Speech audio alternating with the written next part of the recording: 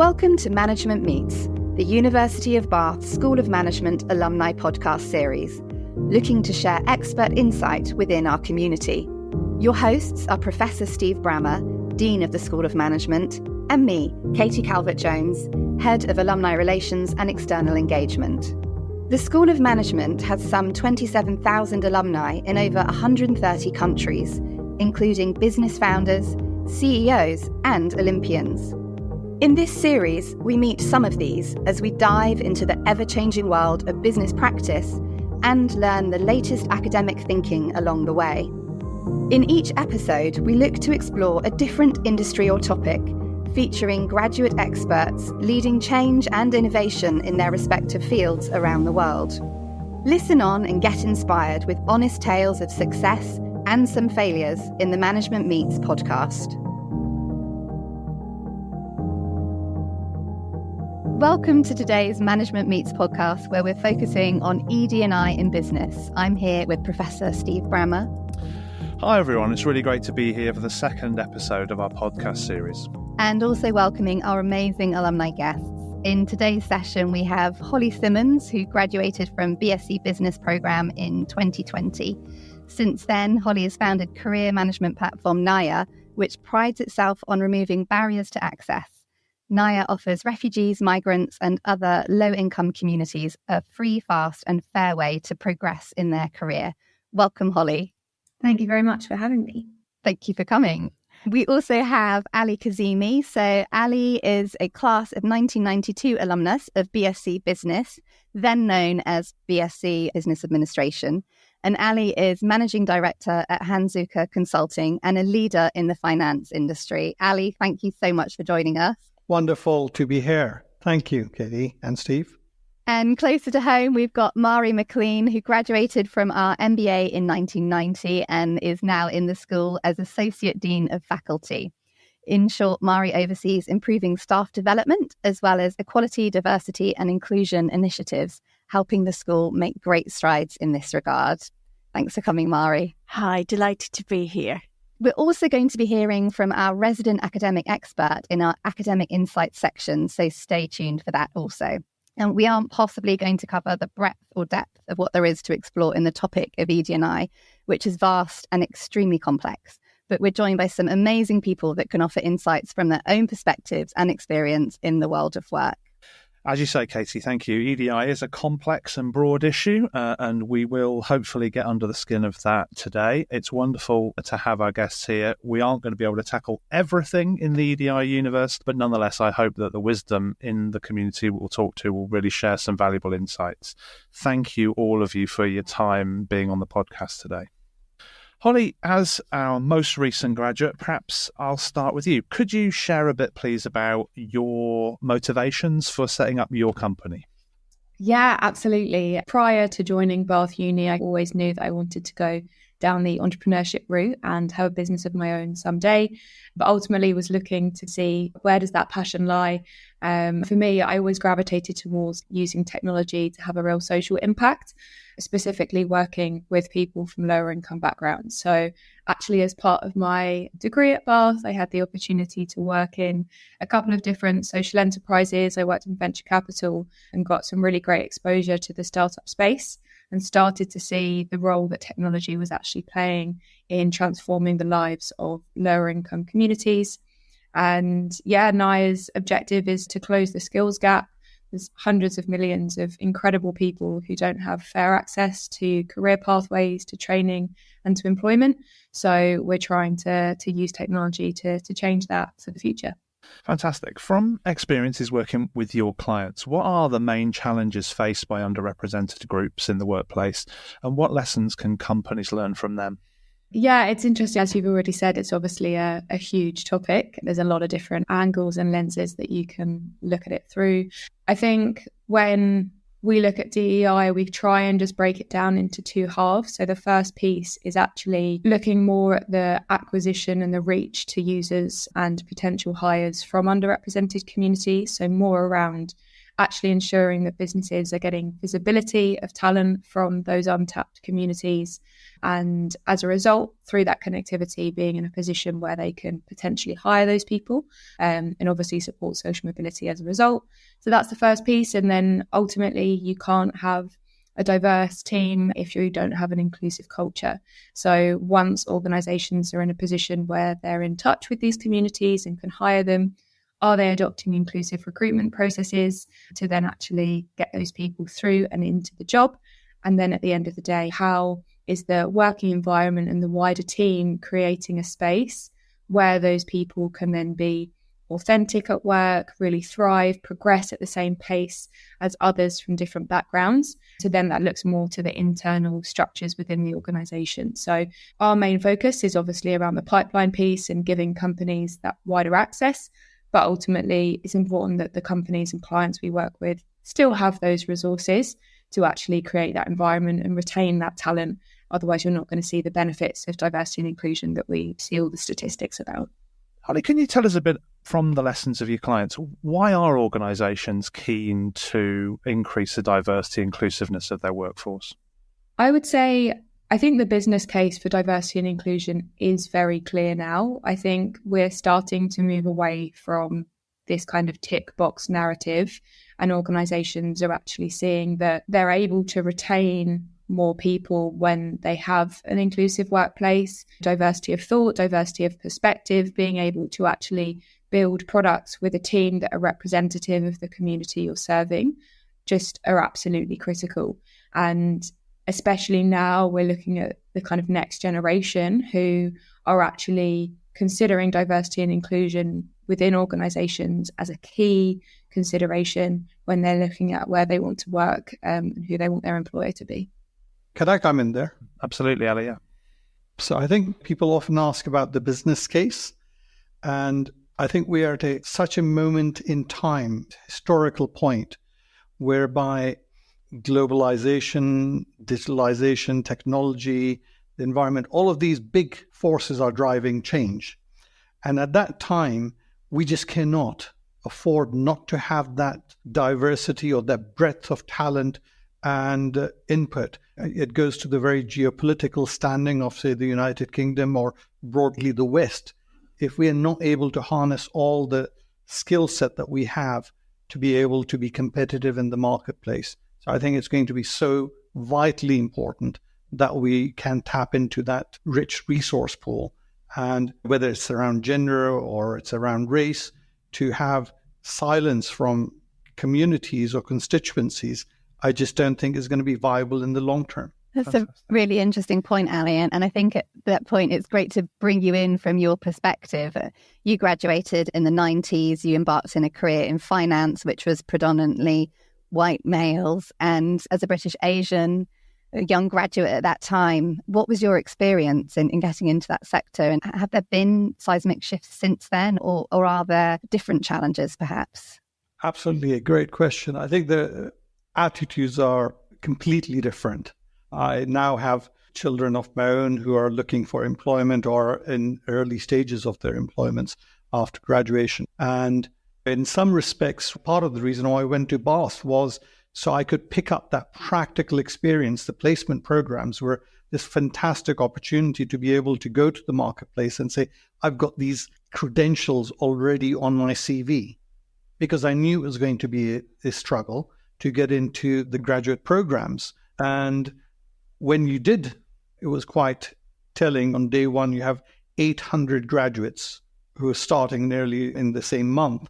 And of those, essentially only 3 or 4 were from the minorities. And in some ways, and this goes to perhaps my own sort of like ambition and my own aspirations, I walked in there and thinking, I've got very little chance of making it to the top, but I made a personal promise on that day that I wanted to be a partner of the firm.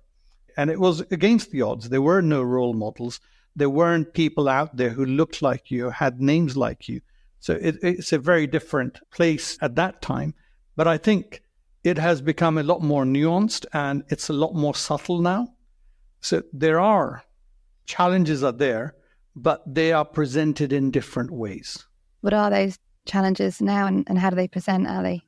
It's interesting that, to me, when I think about the challenges associated with diversity, whether it's along the race, gender lines and so on, I think the real challenge is around inclusion and this idea of being a in-group and out-group. And it was really good to hear from Holly, because I think, by the way, Holly, I was so moved by what you were saying.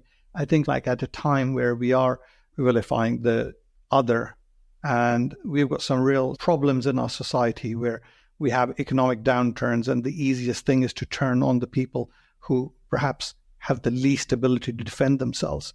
So I think at that time, whether it's at a macro level, at a countrywide level, or a continental level, or it's within our own communities, in our small organizations, I think it's really important that where we have differences, that we celebrate and include them rather than use that as a pretext for excluding. And that could be along gender lines, it could be around neurodiversity or race, religion, and so on.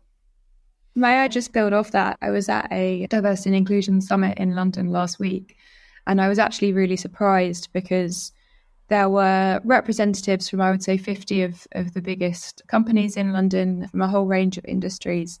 And most of the kind of diversity and inclusion leaders and HR leaders that were present at this event were saying that the biggest challenge they have actually doesn't now sit with creating kind of inclusive practices within their organization, but more in attracting diverse talent. And I think over the last kind of 5 years or so, especially large organizations who are reporting to shareholders have kind of key metrics now factored into their kind of annual impact reports, for example. They're really starting to see progression in terms of people being able to speak up and be more of themselves within the workplace. But if they don't have that connectivity to a broad range of people, and I think specifically when it comes to intersectionality, I think that's the biggest challenge we're seeing right now. For example, companies who suddenly diversified their boards to see 50% of women on their boards and fair gender split and representation. Actually, it's all well and good having more women on your board, but if those women are coming from the same backgrounds as the men that are sitting on your board, then actually you're not going to get that diversity of perspective, and you're not going to get any of that value add that they're so desperate to see. So I was really surprised at how the conversation was really focused on how do we actually attract people from a really diverse kind of network of communities to actually see the benefits and to see that intersectionality begin to filter through. That feels like a really good opportunity to bring in Mairi. Mairi, what do you see as the role of the business school in the EDI space in championing diversity and instilling inclusive values in business? I think it's really important that the business school, or the School of Management in our case, is open to all and welcoming to all. It's really important that people that come to join us feel that they're part of our community and that they belong to it. And I remember a few years ago finding out all the various nationalities that we had in the school amongst the staff, and I was astounded about how many different nationalities and cultures we had represented there. But yeah, I think it's really important, inclusivity in a sort of meaningful way. And sometimes we look at what we're doing in the EDI space and we think, oh, we haven't done enough, or we're a bit of a latecomer. But actually, when you look at what's embedded in the school, it's actually got a really deep bed of welcoming, understanding, openness to all different cultures. So I think that we're actually doing a lot of things right, even as we feel we need to do more in that space. I might share something. I do, as a dean, quite a lot of talking with our corporate clients, as you might imagine. My sense of them is they are very keen to encourage us to think beyond degrees.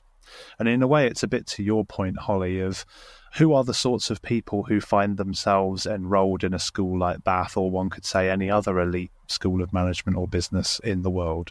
Are they really that different, even if they look different, or they're of a different gender or a different religion or whatever? They might have actually, in many ways, quite similar experiences. And the challenge we're hearing from our corporates that employ many of our graduates is, what can we do to help them think beyond the degree?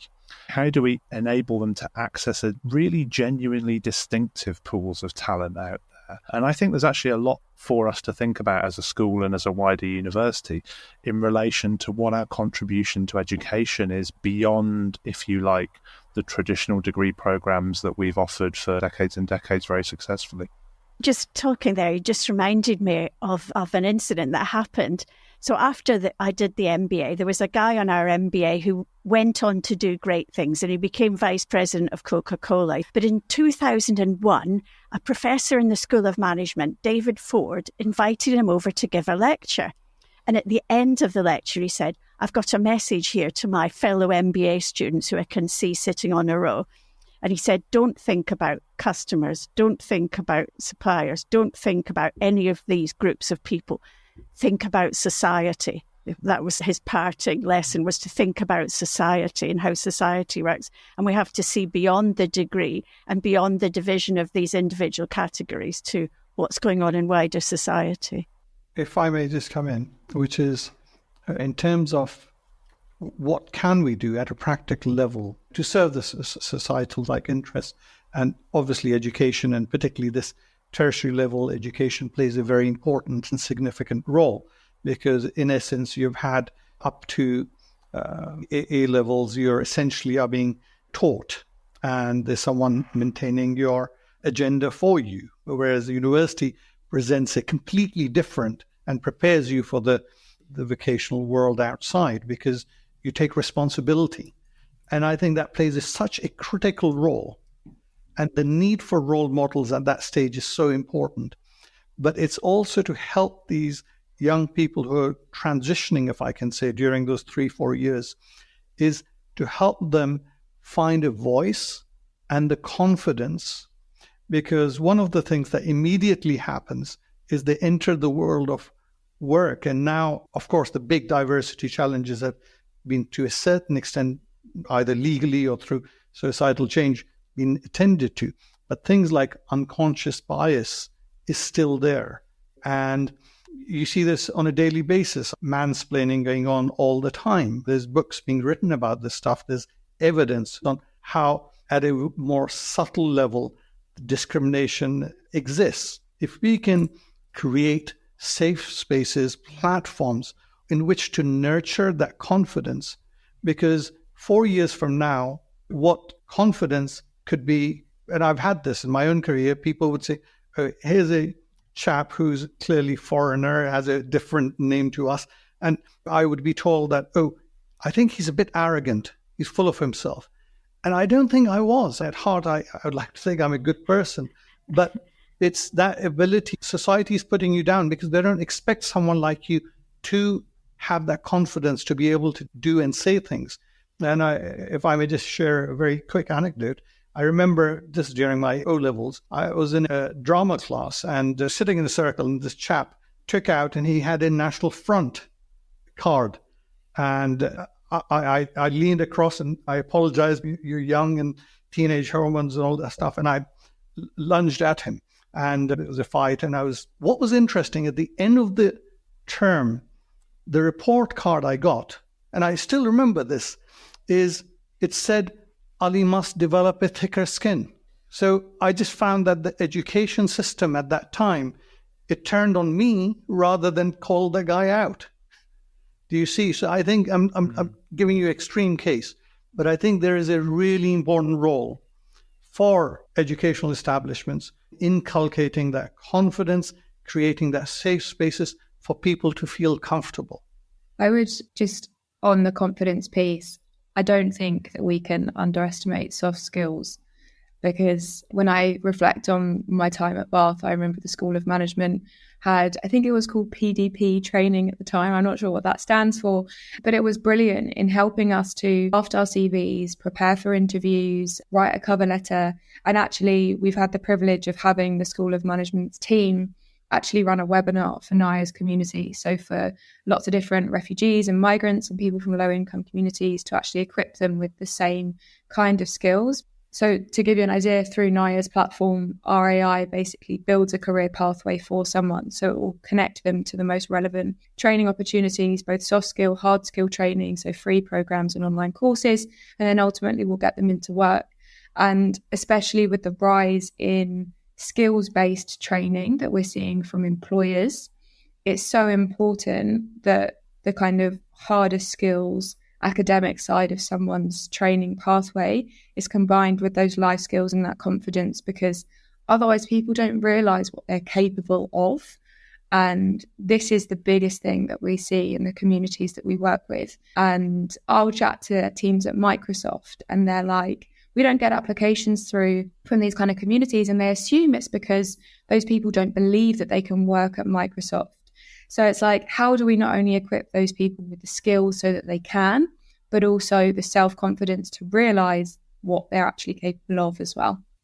That's a really interesting element, that the soft skills and the importance of that in so many spaces, Holly. Yeah, the acronym PDP, Professional Development Programme, I think it is. But yeah, it's great to hear that's helped you and that also that's been helping your company as well.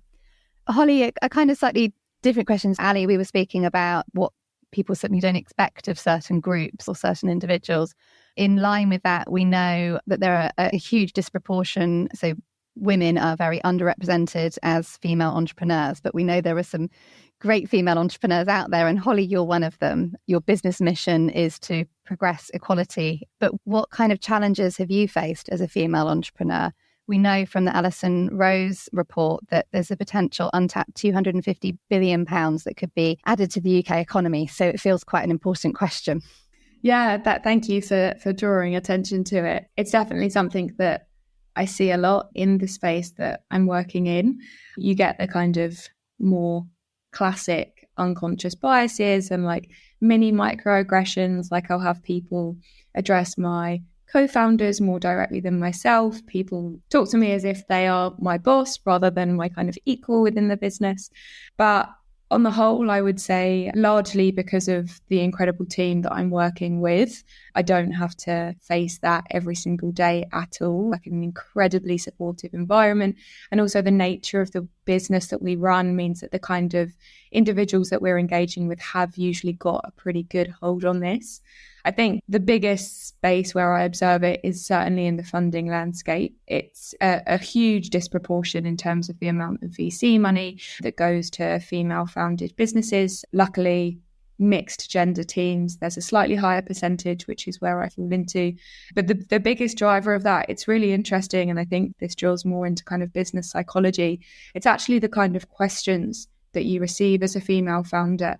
And there's a lot of research around, but essentially when investors are asking female founders questions about the business, they are asked in such a way that it encourages the female founder to have to be defensive. So they're always operating on the kind of back foot when they're going into those conversations, whereas the questions that are asked to male co-founders are very open-ended.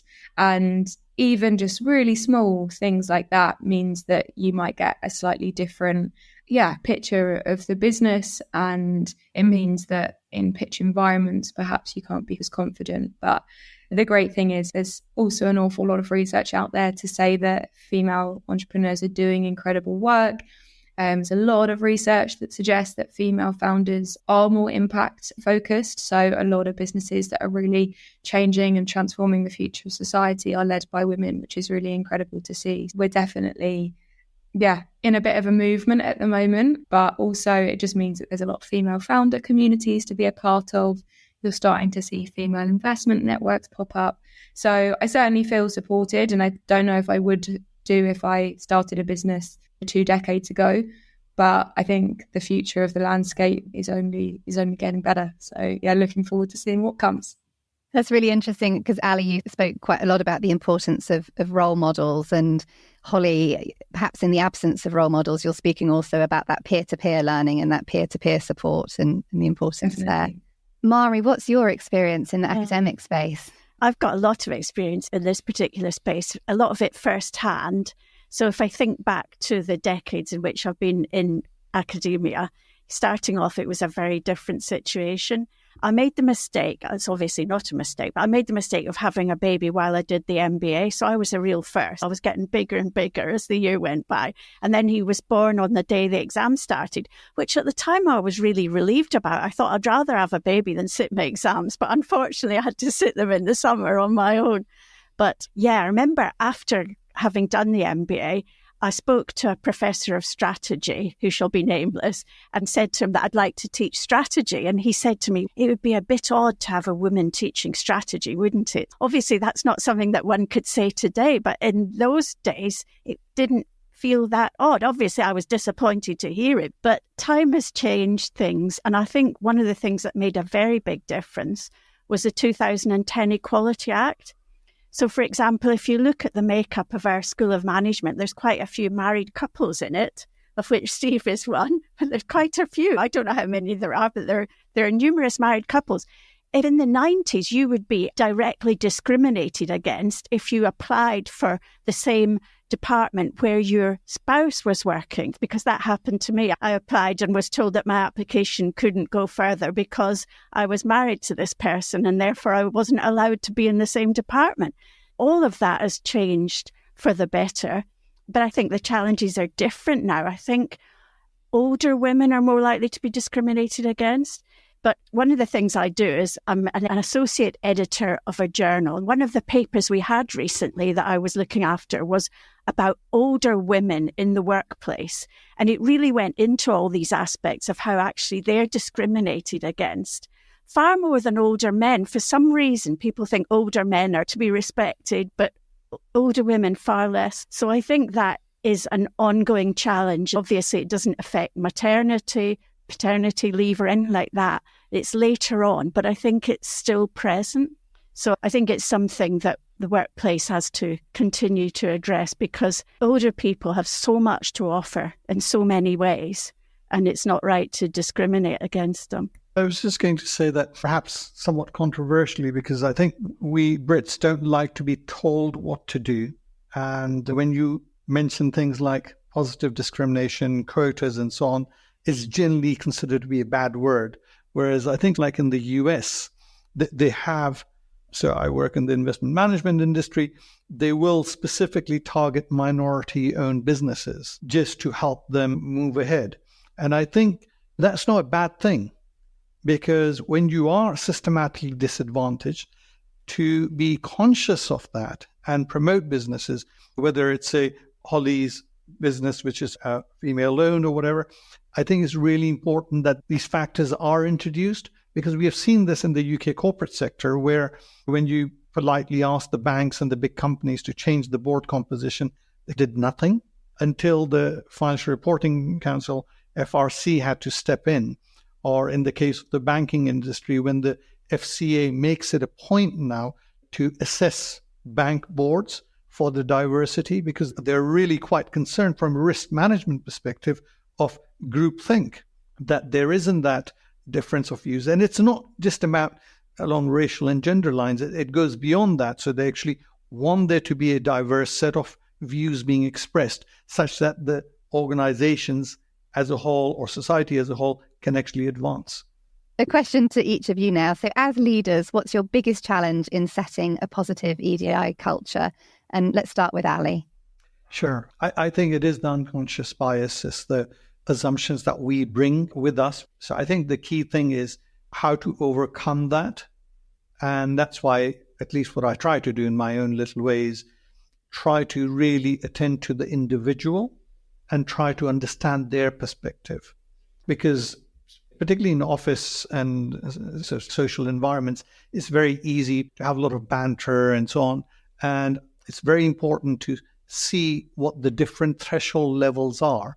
And is someone feeling uncomfortable? And that you can't legislate or basically go with one size fits all, because there'll be different levels.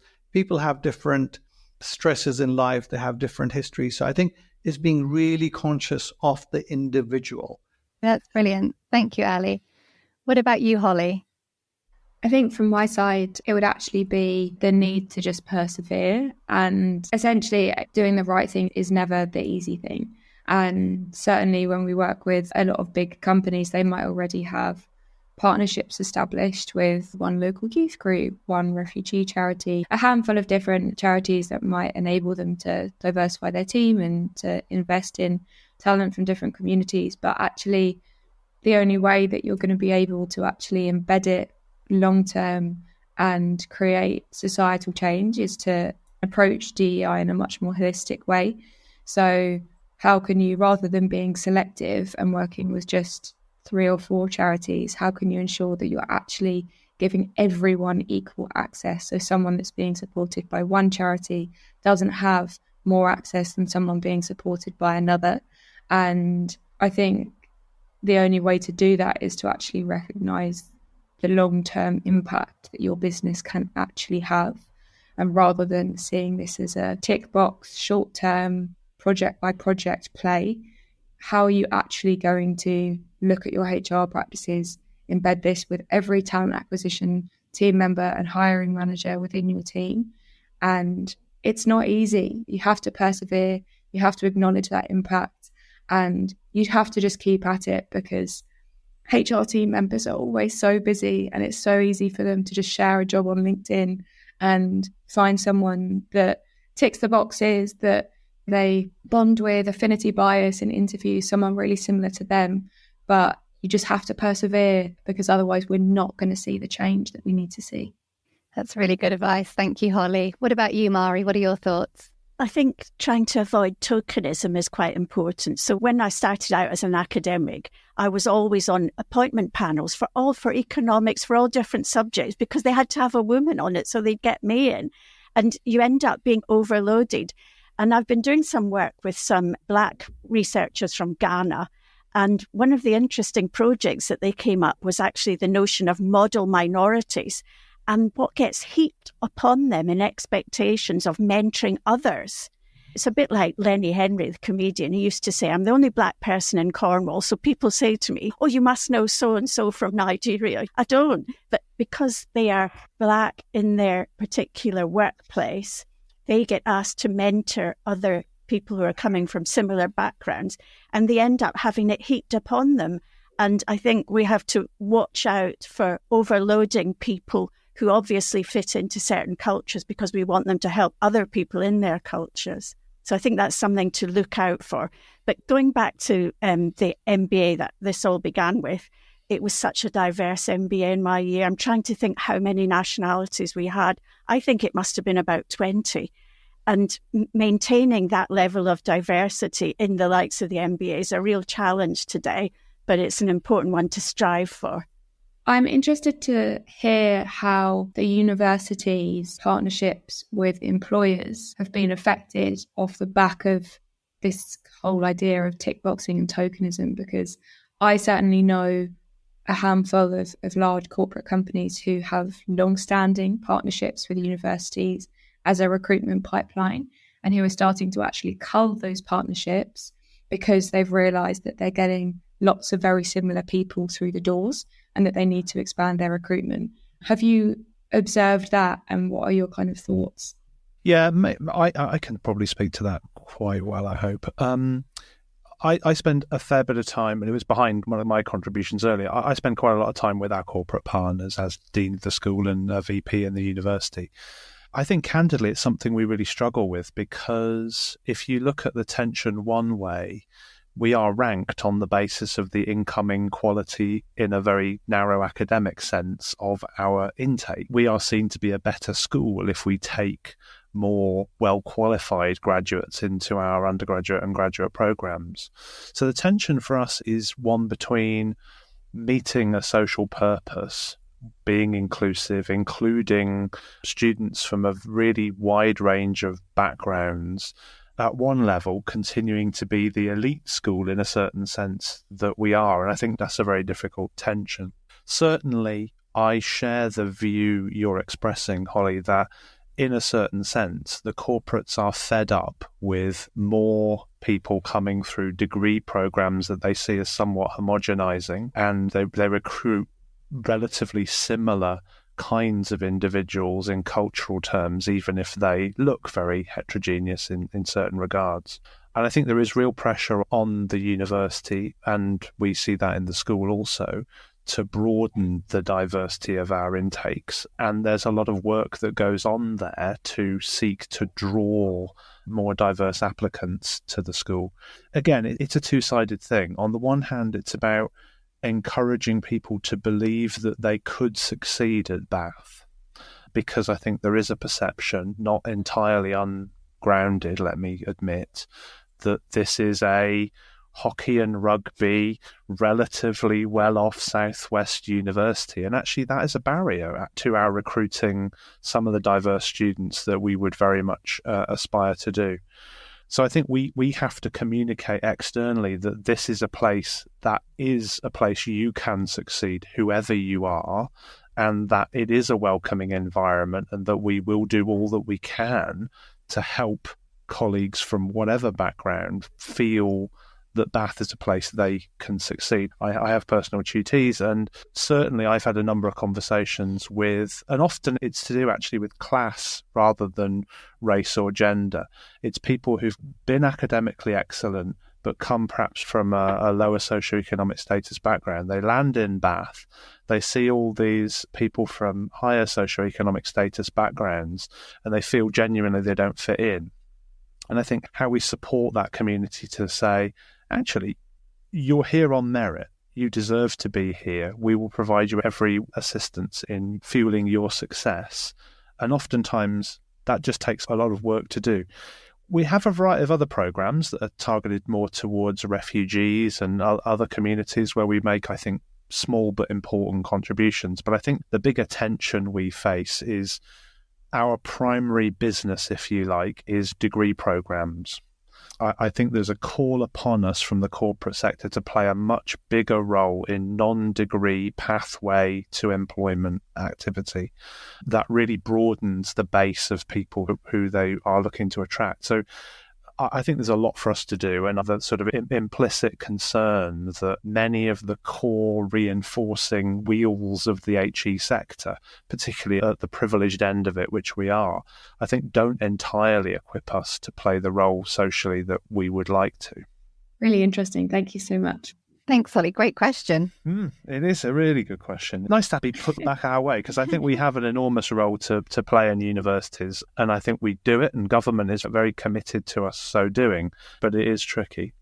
Maybe I'll ask a question again, and I'll call out each of you. Very much here, this is a question about the School of Management ethos and how it sticks with our graduates. I'd be very interested to hear from each of you what ambition in relation to EDI means to each of you and what each of you would hope to achieve in that space. Maybe I'll start with you, Holly. Yeah, for me, it's always been rooted in this idea of just being able to level the playing field. I had a fairly good upbringing. I went to a good public school, had the support of family around me, where I always felt empowered and in a position where I could achieve what I wanted to achieve. And I think that over time, I've learned that's more than just like an inner self-confidence, but it's also in me having the privilege of being able to access opportunity, access a good education, and build out my kind of network in that way. So essentially, it's like, how do we get to a point where everyone feels that empowered in their career journey? And if there are huge barriers that are currently placed in their way, how can we break them down so that people all have kind of a similar route to navigate? For me, that's the biggest motivation. Fabulous. Ali, what does ambition mean to you in the EDI space? What do you hope to achieve? Yeah, great question. Ambition is, in some ways, it's almost like Jungian, you're the collective unconscious you're carrying with you. I always felt that in many respects, I was the first one from a particular socioeconomic group, racial group, to be stepping into certain roles. So it's not just about doing it for myself. I felt that I was doing it for a group and I was a representative of that. And therefore, the duty and the responsibility that you carry is not just a solo enterprise. It's not just about the personal ego. You're actually setting the steps forward. So that was the driver, but it was always measured in action. So ambition is one thing. How can you turn that into concrete action? And that's not just about myself getting there.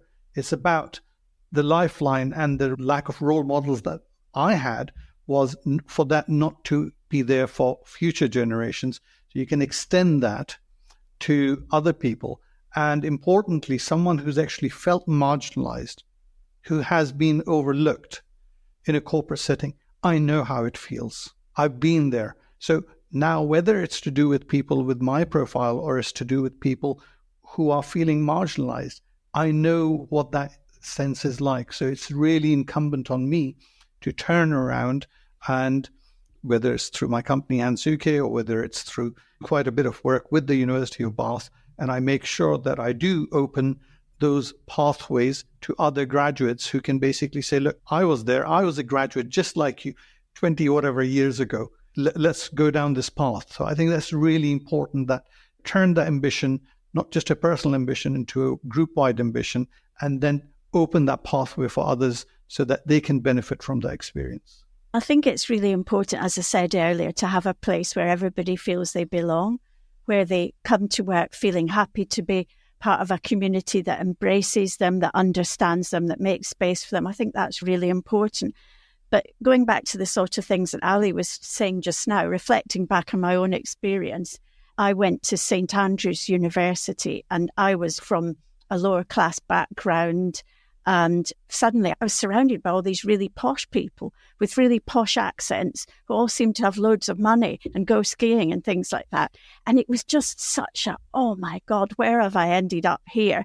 And it took me about a year to realise that I had just as much to offer in my own way. But I think it's really important that class aspects, I think, have been overlooked in the diversity and equality space. And I've always had a predilection for helping the underdog. I've still got that predilection.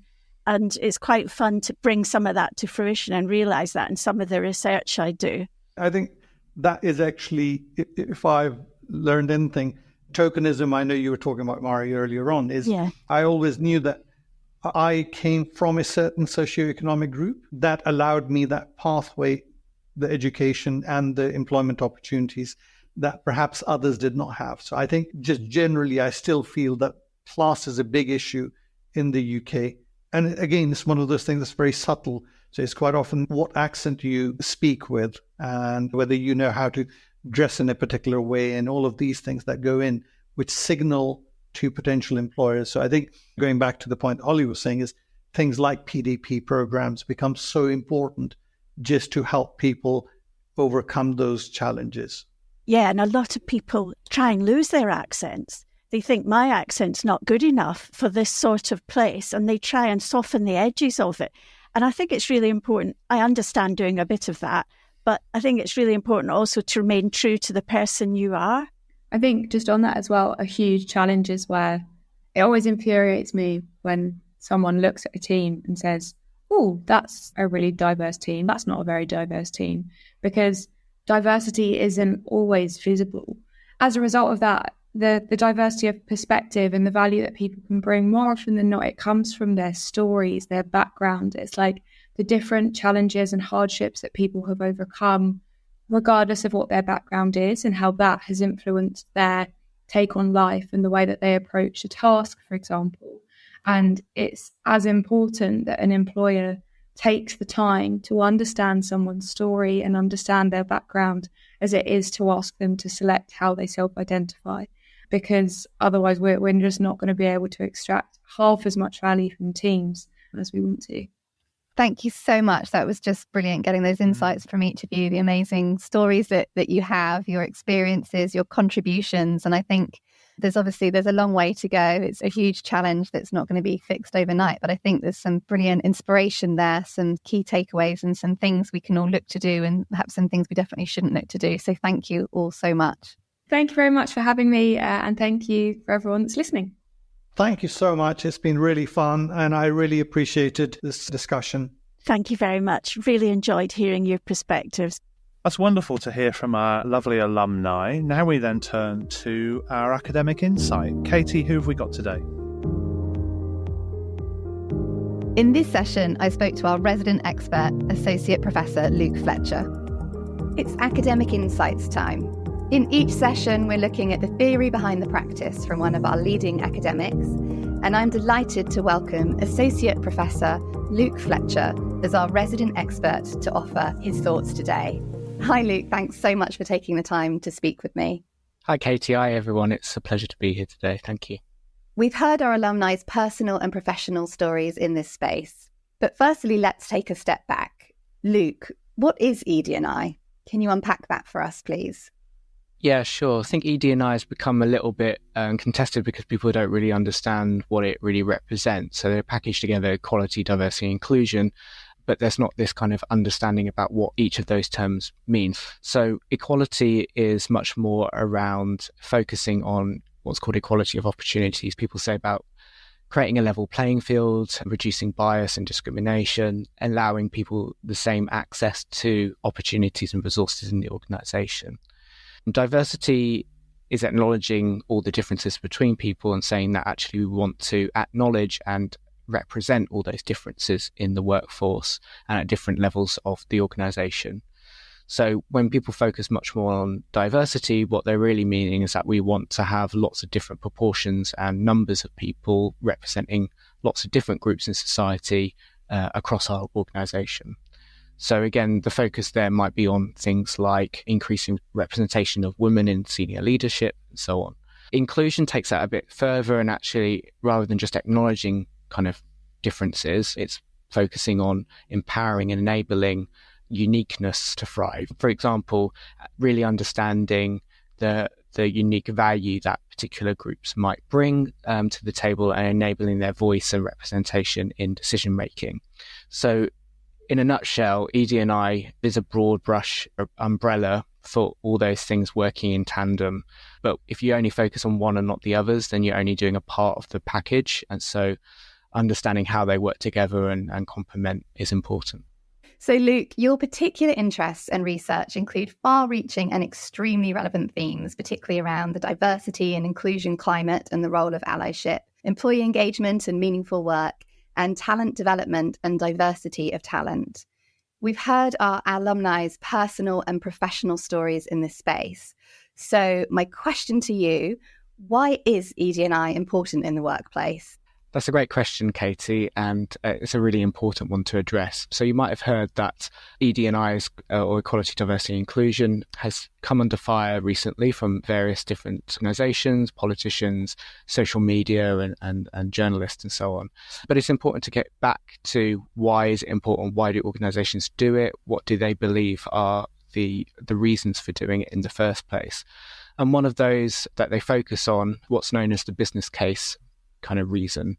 So many organizations that do ED&I will see benefits, or they at least espouse that they're seeing benefits in their long-term profitability, sustainability, reputation. So it's a good thing for them as a business as a whole in terms of they're seeing connections with good outcomes for them in terms of performance indicators and kind of customer reputation and so on. They also state that it enhances the general performance and functioning of the organisation, because when you have diversity of talent working together, you have more creative ideas circulating around. You then, if there's an inclusive environment in which that happens, then any conflict that arises will be mitigated by a respectful engagement of ideas and so on. So it's more supportive, more open, more creative. And they also argue that a diverse kind of workforce that reflects the demographics of their customer base or of society as a whole would act as a more kind of appealing or attractive place to work. So it's better for them in terms of attracting top talents and future prospective customers and so on. So they see it as a kind of general win scenario, investing a bit of time and energy and money into ED&I and creating the right kind of policies and practices and environment. They argue will be a return on investment in terms of these aspects, some of which might be more objective, let's say, in terms of seeing whether there's any trends in terms of objective financial performance and so on. But it's difficult to tease out because there's so much other stuff going on in organizations, and a lot of the drivers of productivity and sales and so on isn't necessarily reliant on kind of ED&I as a kind of more diffuse set of policies and practices and atmosphere, if you like. So the academic literature would argue that it's a lot more complicated than businesses make out. There's lots of soundbites from organizations saying, oh, it's a great thing, like it's really good for business. But actually, when you delve down into the evidence base, it gets more complicated than that. If you just look at diversity as a concept, then it's not always a good thing for productivity and innovation, because it can lead to division and conflict, particularly when you're trying to put together people that might have conflicting values or beliefs or different cultural values or different cultural practices. So it actually makes it much more difficult. You have to think about it much more carefully and have the right line managers and support and training to enable people to understand each other a bit more and to understand where those kind of pressure points and conflicts might arise and how to deal with them. So the academic literature will focus on kind of the idea that diversity needs to be coupled with a kind of strong, equitable and inclusive framework. So thinking about that broader strategic picture, both in terms of HR policies and practices, and also thinking about the culture and how you might have different tools and ways in which you might think about culture. So some might focus on embedding kind of ED&I principles within their values and mission statements, and about maybe having a behavioural framework. So that generally is seen to be more helpful when organisations think about it much more deeply and carefully and have those kind of elements all packaged together. When you start isolating really specific things, then that's when it becomes a little bit more difficult to tease out whether it's good or bad, if you like. That's so interesting. I think what I'm getting from what you've said there is that diversity needs to be coupled with an inclusive framework, that a simplified sort of tick box approach is not enough. And actually, perhaps, could that even be damaging to an organisation because it looks disingenuous? And that what's really required is strong leadership that ensures that ED&I is deeply embedded within the culture of the organisation. Yes, I think the evidence is clear when people are perceiving it as just a tick box exercise and are scrutinising the reasons for why leaders and managers are doing ED&I. If they're thinking, oh, actually they're just doing it just to market themselves as a good organisation and they want to just, it's a marketing gimmick essentially, then that's when things start falling apart. You've seen this in kind of backlashes to Black Lives Matter movement, for example, and LGBT Pride Month, where organisations might be putting stuff on social media saying that they're a proud ally of LGBT people or a proud ally of Black and ethnic minority or people of colour. But actually beneath the surface, there's not a lot going on, and employees might be saying, actually, that doesn't reflect my reality. And so then they get some backlash for doing that. So it's important that senior leaders are also visible and working with the ED&I leads in the organisation or who's putting together these kind of policies and practices, because if they are seen to not know about ED&I issues or are seen to undermine ED&I activities, then that can also kind of create this impression that the organisation doesn't really care about it or actually doesn't have a cohesive story around it or what they're doing. Thank you, Luke. So senior leaders must understand why ED&I is important. They need to demonstrate that understanding, articulate it throughout the organisation, and support the true embedding of a strong culture to lead to real kind of success within the organisation in this space, would you say? Yes, I think it's a kind of multi-pronged approach that you have the senior leaders working with HR, working with marketing, working with people on the ground doing ED&I, some line managers and maybe trade union representatives and so on, so that everybody is working together on it rather than having silos and pockets. Everyone has their place in this, everyone has their part, and it's important that we work together to really enable success. That was really insightful. Thanks, Luke. Thank you. And thank you to everyone who's listened to today's podcast, and thank you to our fabulous guests and contributors. Next time on Management Meets, we'll be talking about business and sport in celebration of the 2024 Olympic Games in Paris. So do tune in then. Thank you for listening to this episode of Management Meets, the University of Bath School of Management alumni podcast series. Thank you to our expert guests and my fellow host, Professor Steve Brammer. We hope you found some inspiration from this episode to apply to your profession, and we look forward to chatting with more industry-leading alumni next time on Management Meets. You can subscribe to the podcast and find all episodes on your favourite streaming platform. If you're wanting more from our incredible alumni community, visit our website to discover the services available to School of Management graduates and join our LinkedIn group. Stay in touch, and we hope you'll join us again.